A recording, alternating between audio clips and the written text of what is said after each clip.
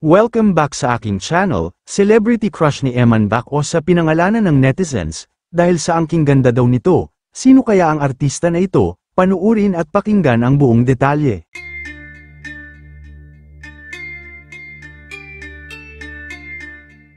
Mukhang tuloy-tuloy na nga talaga ang pagsikat ng anak ng 8th Division World Champion na si Eman Baco, hindi lang sa larangan ng boxing kundi sa pagiging heartthrob nito, dahil sa angking kagwapuhan na meron siya.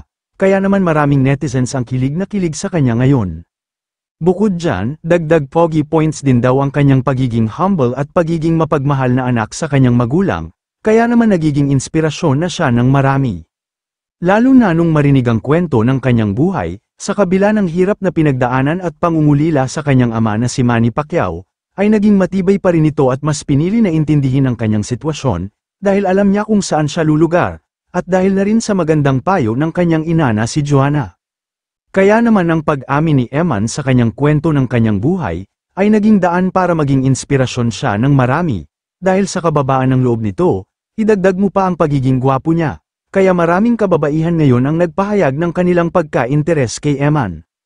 Pero may isang aktres na daw ang nakabihag ng puso ni Eman at crush na crush ito ng binata. Ito ang isiniwalat ng kanyang taga-subaybay. Matatandaan na inamin ni Eman nang nakapanayam siya ni Jessica na hanggang ngayon ay single siya. At nang matanong pa nga siya kung ano ang type niya sa isang babae ay sinabi nito na secret lang, kaya naman mas lalong naging interesado ang mga netizen sa kanya. Ang pagkakahawig niya daw kay Piolo Pascual at Dingdong Dantes at pagiging makisig ay ang naging daan para kakiligan siya. Subalit mukhang tapos na nga ang pila kay Eman, dahil mukhang nabihag na ang puso niya ng aktres na si Andrea Brillantes na umano'y crush daw niya. Ito ang isiniwalat ng taga-subaybay ni Eman.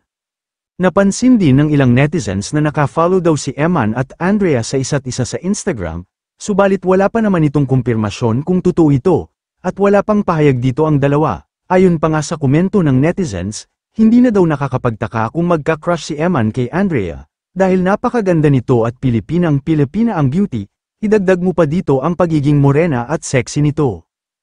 Kayo mga ka-showbiz, anong masasabi nyo sa ating showbiz topic ngayon? Kung may opinion kayo ay magkomento lang kayo sa aking comment section. At syempre kung bago pa lang kayo sa aking channel ay mag-subscribe na kayo para lagi kayong updated sa mga showbiz trends na ina-upload ko. Maraming salamat po.